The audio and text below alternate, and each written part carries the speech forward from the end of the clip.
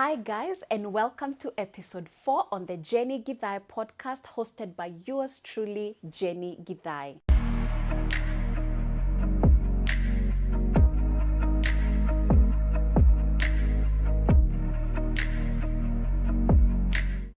As always, I like to start by sending my heartfelt appreciations to all of you, my followers and viewers.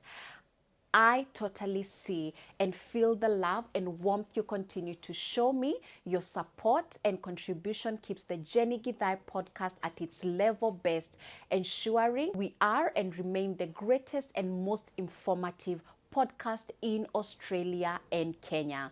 If it's your first time tuning in, welcome, karibu sana. This podcast is all about Australia and all the opportunities available for our Kenyan people and all who intend to migrate and study, work, and even settle in Australia from around the world. I will also be sharing my personal experiences, motherhood tips and insights, health, and the role God plays in this journey. Now sit back, relax, watch the video, and who knows, get on board to pursue this beautiful Australian dream. Please as well, I always request you to please share. I believe in the power of sharing information, and especially when the information entails opportunities that are available that could change your life or somebody else's life. Having said that, I also request you to hit the subscribe button, leave a positive comment, ask questions, and follow me on all my other social media platforms. That is Facebook, Instagram, and TikTok, where I go by the name of Jennie Githae and all those social media. If you are already following me, you know that I have been currently posting on the job opportunities with visa sponsorships available in Australia. So if you are there and you are intending to migrate to Australia, whether as a teacher, as a registered nurse, as a plumber, as any other career, please check out my social media platforms and apply. There is an email address and a contact. Please apply. Now, I like to start by reminding you, my viewers, that I am not a migration lawyer by profession, and all the information I'm sharing with you is based on my own experiences, the research I have done. But however, I intend to host the key personnel in these areas. Now, today, I'll be sharing with you some very important skills, or let me call them survival and thriving skills you require or I required before I intended to migrate to Australia. Now, these skills are easy skills that one is able to get, are things that you can teach yourself or things that you can learn by either imitation or reading or researching. The number one most vital skill you require to migrate to Australia is driving. Where? If you migrate here without knowing how to drive, you are setting yourself to fail. Now, driving in Australia is a necessity and not a luxury, because you need to be able to move from point A to point B. Sometimes for work, sometimes you're either moving from work to class. So being able to drive is an essential skill. So I highly recommend for everyone who is intending to migrate to Australia, do go and attend your driving lessons. Get as much practice on your driving so that when you come here, it is ready to go. And the good thing about Australia is that they do recognize the Kenyan driving license. So when you migrate, you're not coming to start from scratch as per se. You're only coming to be able to start, and once you get a car, you're able to get it on the road and drive. The only difference would be is that here they really follow the traffic lights, and I think it only makes it easier for any new driver who has relocated. One thing as well I would like to add when it comes to driving, on top of knowing how to drive, make sure that you relocate with a Kenyan driving license. As much as possible, from episode 3, you did hear what our guest reminded us. Make sure your documents are legit. So don't bring in a fake document. You will be tracked down and it will be recorded as fake. Make sure you come in with your driver's license. Make sure that it is a legit document. And when you are applying on eCitizen, as much as possible, apply for a longer period so that it doesn't expire within a short period of time. Have your driver's license and make sure that you know how to drive. I have seen students who migrated, they don't have a driver's license, they sometimes even know how to drive, but they do not have a driver's license, and they just can't be on the road because here you can be stopped at any point. Not having a driving license, that can put you in a lot of trouble, and these are some of the things we avoid having. So as much as possible, have your driver's license on hard copy and even on soft copy, so that if one day you're caught without having it, you're at least able to produce one on soft copy, and you can be able to produce a hard copy within 24 hours. Now, the other thing in terms of skill that is highly, highly required is interpersonal skills. Kuongea, being able to relate with other people. Now, I am not asking you to be an extrovert. You can be as introverted as possible, but still be able to have interpersonal skills. From the time you land, you literally have to start communicating, introducing yourself, what your skills are, where you're going. You might be in the city and you're not sure where to catch your bus. Not being able to have interpersonal skills will put you at a position where you're not able to relay all your information to the person that might be able to help you. As much as possible, have interpersonal skills. Begin to learn. Just at home, practice having interpersonal skills even with your mom, with your dad, or with your siblings. These skills go a long, long way.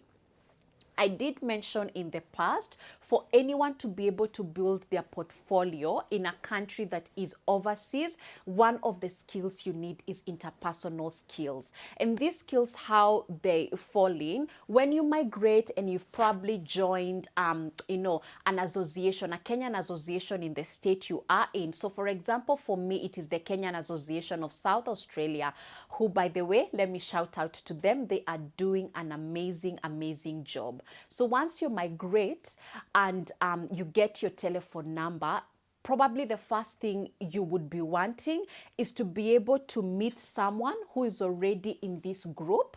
And you meet these people everywhere, in church, in the Kenyan activities or community activities that are going to be posted. In school, you will meet someone who probably has a sister or a brother who is a citizen. Relate with them. So the first thing you are doing when you're added into the WhatsApp group or the Telegram group is to introduce yourself. Don't be the sort of person who is added and then, you see so and so has been added and you keep quiet. Introduce yourself. Don't worry. I think for most people, what they worry about is, how are people going to think about me? Will people think I'm being kimbelembele? No, no, no. At the point where we are adults, actually putting your hand up to be known is an added skill. So when my number has been added, one thing I'd be following up would be, oh, hi guys, my name is Jennie Githae. I'm a newly migrated student. I migrated this and this time and I'm still settling in. I am either looking for accommodation. If anybody has a room that they are renting out, please let me know. I am also looking for a job that I can do. I can babysit or I can clean for you, things like that. Or I have finished my aged and disability course and I'm looking for a placement. Anyone who can plug me. Introduce yourself and explain as well what you can offer. As much as possible, people want to relate with people based on value. Like, what can you offer? What can I offer to you that is relevant and important? So I remember personally when I migrated and when I was still doing my aged and disability course, among some of the things that I did is that I babysat for some people that eventually became family friends, who became my personal friends. And all it required was me introducing myself and what I can do. So as much as possible, learn or integrate interpersonal skills to the skills that you will have. Another skill, and I do not know what to call it, so when I was doing my notes, I wrote it as cooking skills. If you are out there and you are intending to migrate to any overseas country, learn how to cook, and especially these special meals that people are not able to cook every day. And by these special meals, I mean chapati, mandazi, samosa. It goes a long, long way. If you're out there as well and you are a baker, and especially at a professional level, that is an added advantage. Some of the things we struggle with here in Australia is sometimes, like right now, I have told you before that I am a mom to two amazing boys. So today I am shooting for this podcast, and maybe in the evening I'm hosting visitors. I might be an expert chapati cook, but today I will not be able to cook because of how tight my schedule might be. So if you are out there and you make good chapatis, when you're added in this group, please let people know. And make sure you cook some chapatis, you post for us some photos on this group. People would definitely order from you. And I have seen people make $1 million businesses from just some skills like cooking. I have seen Kenyans who came here, started cooking chapatis and mandazis, and right now they own catering companies. So as much as possible, learn. If you know how to make chapatis and your circles are not as good as round, before you travel, can you take a class from home? Let your auntie or your mom, guide you. Learn, learn, learn. These skills go a long way.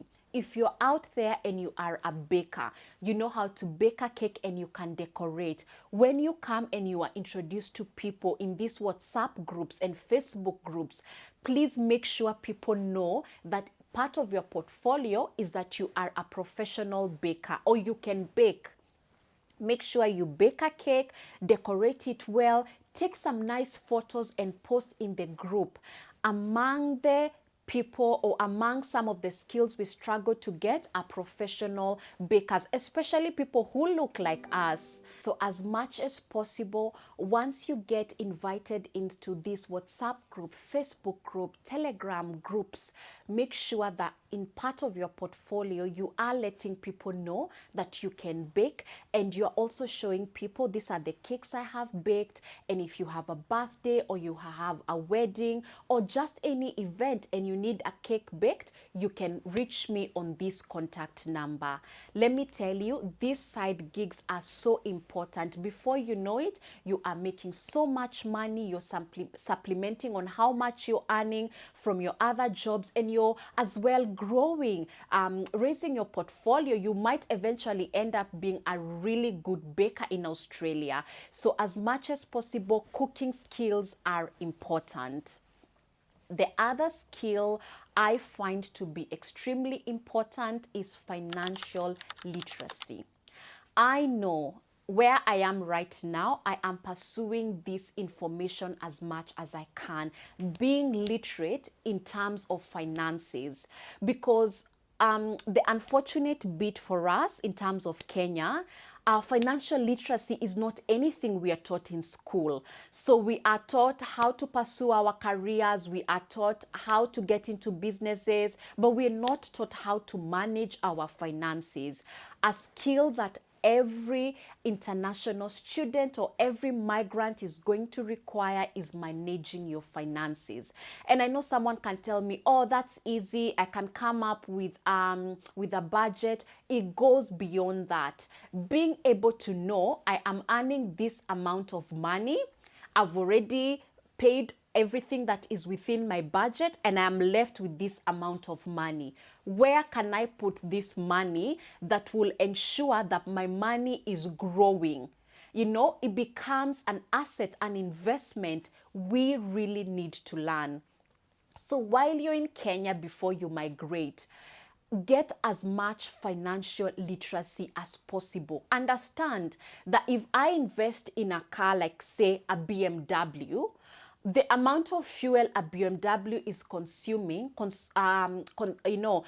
in comparison, the amount of fuel a BMW is consuming in comparison to a Honda is this amount. How does that relate to my overall finances? And as an international student, how can I be careful to ensure I don't get into this trap of where I am constantly earning but constantly having nothing, because everything I earn goes towards my budget and a lifestyle that I cannot afford. So as much as possible, learn, take a course. Right now I can see there are so many courses in Kenya that are offering financial literacy. Go on YouTube, go on Google financial literacy and learn. And especially you can tailor it to Google financial literacy in Australia, or how to invest finances in Australia. Sometimes all you need to start investing is as little as 500 Australian dollars. And I know 500 Australian dollars can be little, but it is also a lot. So learn, and know how to invest your money and how to budget. What is important? Do I need to rent a 3-bedroom if I'm living alone, or can I get a 2-bedroom and house share with other people so that I'm not having to pay the whole rent by my own and pay for all the bills by my own? Those are some of the things you need to learn. So beyond just maturity, there's an aspect of financial literacy that is important. And some of the things I would have loved to have someone teach me before I migrated, there is what I knew, but even having someone take me through such points, it would have made a big difference. So to be at a point where you have someone who looks like you, maybe has the same skin color like you, or has walked a journey you intend to walk, please take these tips and use them as much as possible.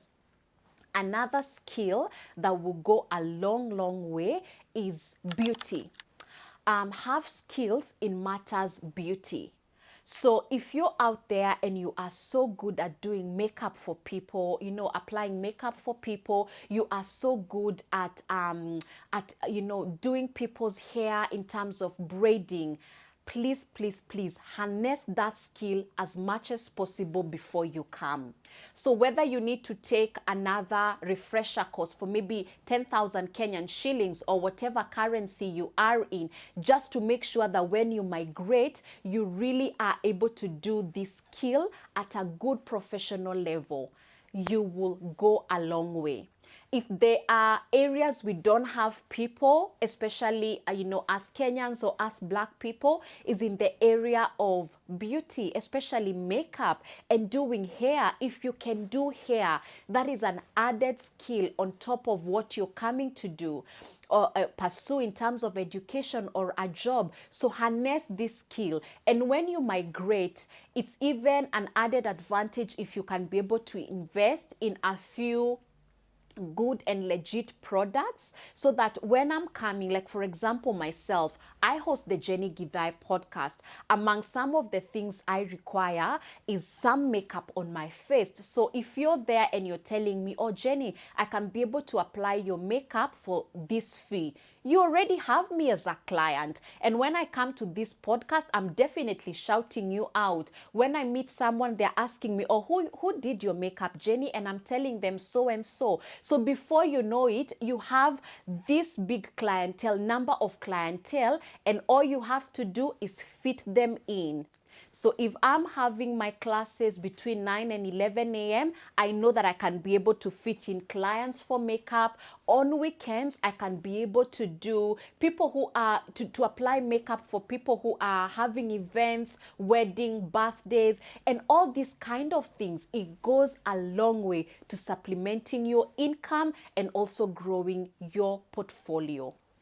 If you can do hair, my God, this is an area that has got opportunities that are endless. Braiding, cornrows, treatments, all these things, they go a long, long way. Sometimes we have to book our salonist weeks in advance just so that we can be able to get a spot to do our hair. So imagine you're migrating. God has given you a talent where you can do people's hair. Harness this skill, and when you get on board, let people know that I've got this skill. Take some photos of your job and people would definitely reach out to you. All right, I hope we are all learning, and I hope I'm sharing these skills to you. I think I just want every single person who migrates to be able to maximize, on every single opportunity they can get to become the best version of themselves. Another skill which I think is extremely important is independence. Now, most of us migrate when we're very young. You might migrate as a teenager, or maybe you might have had some prior experience, working experience, or education experience. Maximize on understanding or learning the skill of independence. The one thing you learn when you land in Australian soil is that now you are independent. Every single decision I make is based on me, is based on Jennie. So whether I am going to school, how I am relating, the places I'm hanging out, the friends that I'm having are entirely dependent on me. So if you are the person, maybe you are relying so much on your parents making a decision for you, or your siblings making a decision, now you are learning some sort of independence. And as much as possible, use your social media contacts to reach out to them, ask them, I want to do this. I'm thinking I've finished my undergraduate degree and now I want to pursue a master's. What do you think? Have a mentor. Or even better, have a therapist. They'll guide you and they'll even give you the best guidance in terms of making decisions. But beyond everything else, you are going to make decisions independently, because ultimately what people can do to us is guide us, like the same thing I'm doing now. I can only provide information for you, but you as an individual will make the ultimate decision. Another skill that is very important, and this is a skill stroke, a credential. When you land in Australia, there are some certifications that you must get.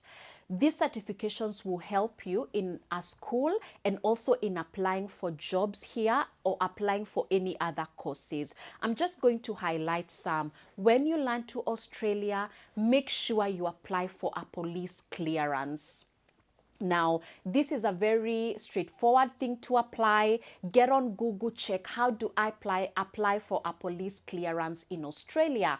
Follow the guidelines. If you're not sure, again, on the same Kenyans organization group, reach out, ask someone, or even just put a post and someone will reach out to you privately and guide you. Another thing, you will need some clearances in the areas you would like to work. So for example, I did an aged care course. So for me to be able to work in this aged care facility, I need a clearance that is called aged clearance, working with the aged clearance. So I need to apply for that clearance. Most of the time, it helps when you apply for these clearances in advance.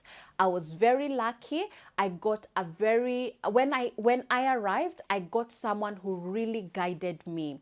Thank you so much, Charlene. She gave me a lot of guidance, and I was able to apply for most of my clearances in advance. Disability clearances, apply for these clearances in advance so that when you finish the courses and you're ready for your placements, you have nothing that is delaying you. Another thing I would highly, highly recommend that you have or you would need in terms of a skill is time management. Now, we know Wazungus, they keep time. So if Mzungu tells you we have an appointment at 9 a.m. and you think, oh, you can tell them, oh, niko kwa njia nakuja, niangalie niko hapo nje, or you know what, I'm outside, I'm coming, or I've just got into the Uber. It doesn't work like that. The one thing that has to change, you must accept this change or you must incorporate this change, is time management. So if my day looks this busy, I plan for my day in advance. If I need a weekly planner or if I need a daily planner, plan for your day. Plan for your appointments, write them down. What worked for me is I had a notebook, and this is something I was taught by my sister Dee. She had traveled and lived in the UK. So she told me, it's like the first world countries, life is extremely fast. So make sure you have a diary. Document what you are going to do so that that day there's no important appointment you're missing. There's no important class you're missing. Because as well, I have seen students where you did not intend to miss a class, but for some reason you missed the class. And do you know why you're missing the class? You totally forgot about it. Because sometimes you have a class on Monday, 9 to 11, and that next week on Monday, you have the same class, maybe 11 to 1.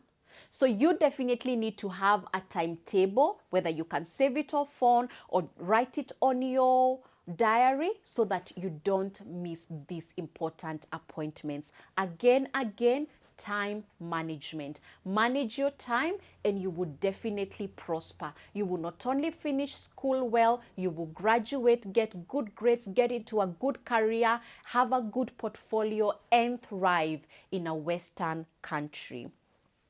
Another very important skill is cultural awareness.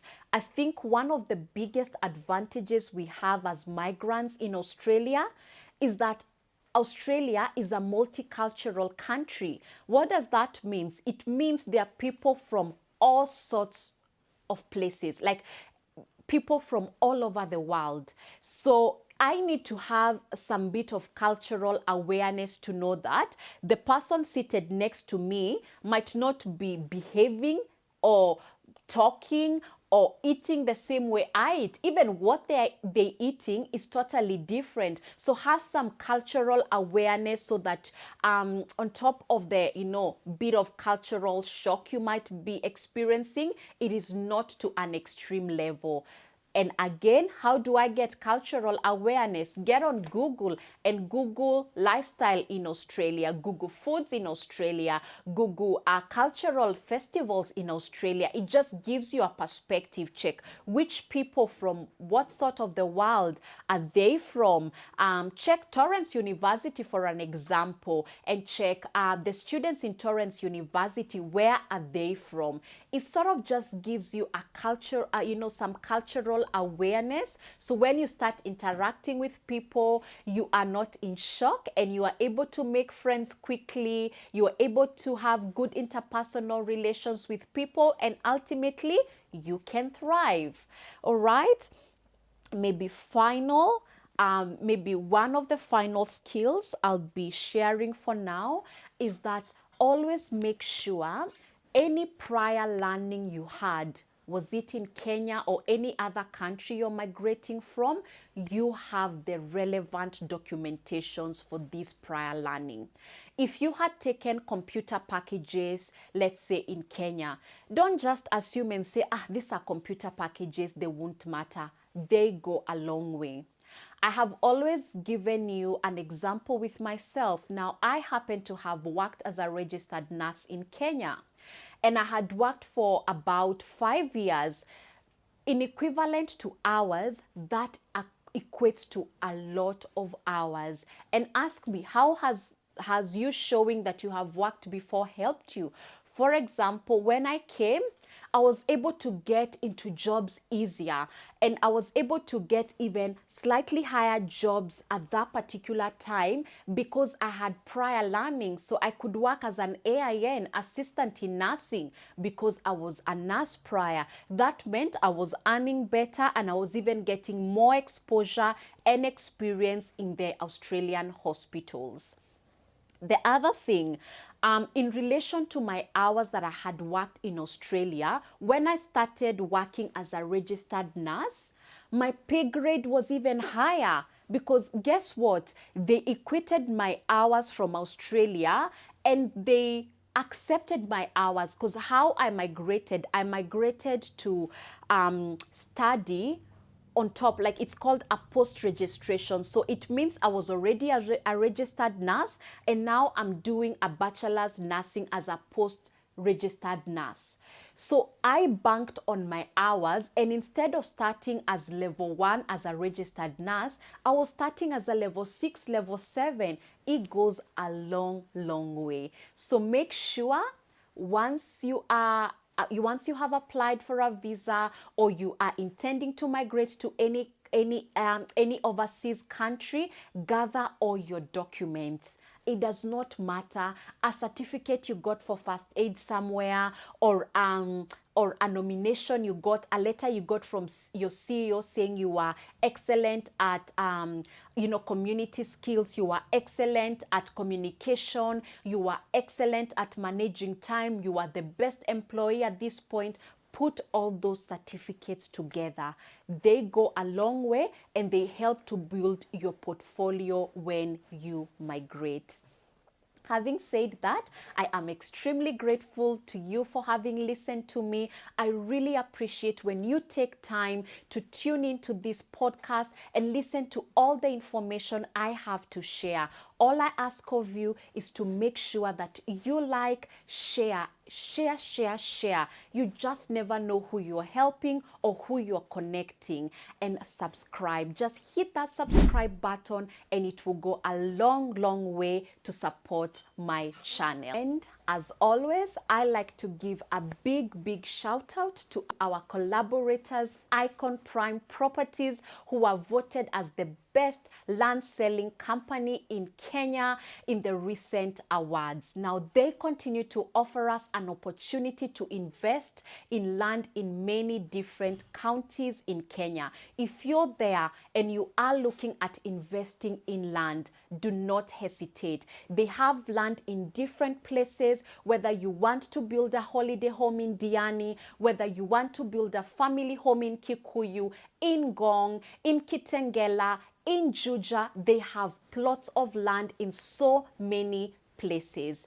Please contact them on this number provided here and book a plot today. Their rates are very affordable, and as much as possible, don't forget to ask for a Jennie Githae discount. They will honor the discount, and they will definitely hook you up to the best investment of your life. Like I said, financial literacy is very important, and one of the information I have learned is to invest in assets. What is a best asset than land? And who is the best company to connect you to land, unlike Icon Prime Properties? So reach out to Icon Prime Properties, and they will definitely hook you up with the best land in Kenya. Having said that, thank you once again for liking, sharing, and subscribing. I really value you, my followers. And until next week, see you, same time, same place. Bye-bye. Thank you.